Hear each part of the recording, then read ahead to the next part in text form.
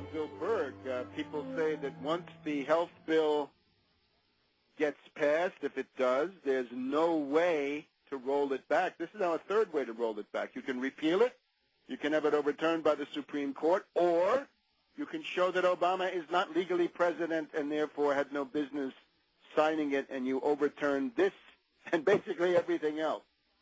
If he manages to pass cap and trade, which I sincerely hope he won't, you can roll that back too, and other things that Obama might be doing. But let's return now. We're now in the area of deem and pass. So Pelosi uses the Slaughter plan from Louise Slaughter of the House Rules Committee. The House can deem that the Senate bill is passed and then add its own reconciliation to that. Is this legal? Is this constitutional? I think the preponderance of the evidence is that it's not. And certainly politically, this is suicidal, as Berg points out. This is the biggest measure in quite a while. You might say, yes, this was done, something similar was done on the reconciliation for the Bush tax cuts, $1.3 trillion in giveaways. But this is somehow, well, politically it's become a bigger cause than those ever were. So this is the attempt to overcome the Congress and to overcome the separation of powers, the distinction between the House and the Senate in their respective roles. Remember, dictatorship, in particular fascist or fascist-leaning dictatorships, generally involves two things. They involve other things too, but let's focus on two. One is to crush the power of the Congress or the Parliament. The legislative branch has to be crushed. The other thing is to crush trade unions.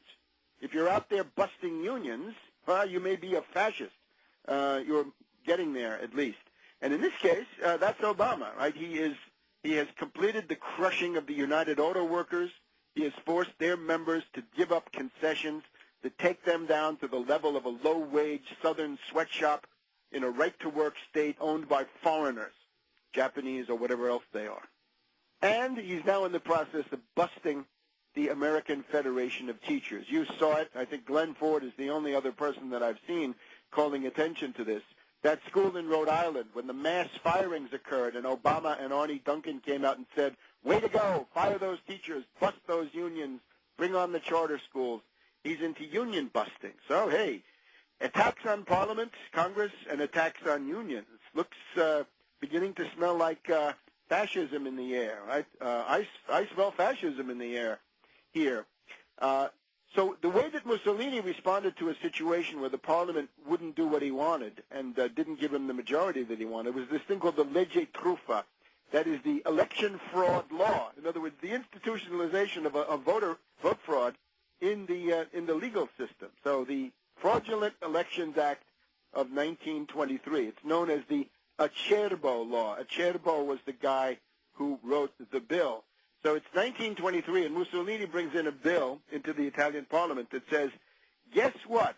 From now on, if you are the biggest party in any given election, if you get more votes than anybody else in a given parliamentary election, and if you get more than 1/4 of the votes, you immediately get a 2/3 majority. You are given 2/3 of the seats in the parliament. Now, this is more open. He does it from the side of the election and the choice of the deputies, congressmen, directly.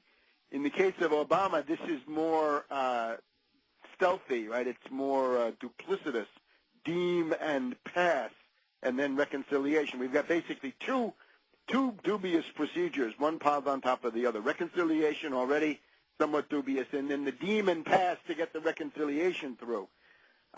This is the suicide of a parliament, and this is what Kucinich and Lynn Woolsey, of course, the reactionary Republicans are against it, but they're not against it in any interesting way. The Democratic Party has now completely capitulated to this stuff, and of course, with Mussolini, the fraudulent election law of 1923 then was put into action in 1924.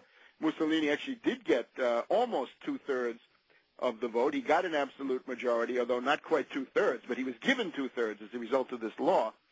This then led to a bunch of opposition members of the parliament seceding. They said, we're so fed up with the way you run Parliament that we're going to go to a movie theater nearby here and we're going to set up our own Parliament. This is the so-called Aventine Parliament, and this, of course, was political suicide by those guys because they were then simply out of it, and they couldn't stop the Parliament. They couldn't stop a quorum from being reached.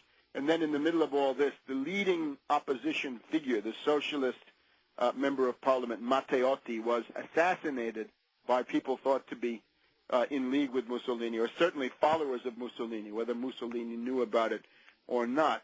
So that's the relevant historical comparison that you can make. Now, it is indispensable to turn to historical parallels to understand what's going on, because it allows you to see things in the context where you can also see the next steps. There is no question of a mechanistic repetition of many of these things, but you can gain tremendous insights. And that is now this question of ungovernability. In a depression, as we've tried to point out, you reach a point where the pie of available economic goodies is no longer sufficient to satisfy all the existing political and economic factions.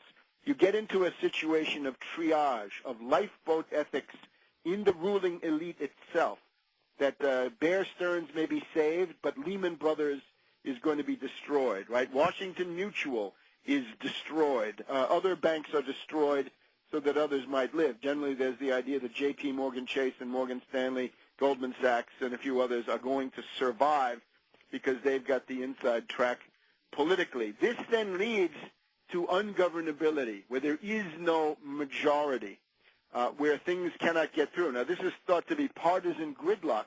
Partisan gridlock is not just a state of mind. It is an economic condition where you don't have enough economic concessions to go around, and therefore a compromise is impossible because you can't satisfy the minimum demands for survival of the individual participants. Some of them have to get the axe, and therefore they're going to be against it. Now, in New York State, that was reached last year. Already in 2009, you had a situation where the New York State legislature was paralyzed and turned into a brawl. This was an amazing zoo going on in Albany for a period of months. And now we're at the point in New York State, certainly, where the Obama White House is attacking David Patterson, trying to get him to quit and be replaced by this character, Ravitch, who is an agent of Lazard Frere and Felix Rohatyn, who would become the austerity dictator, simply saying, the legislature is irrelevant. We're going to override them with austerity decrees. We'll be back in a minute.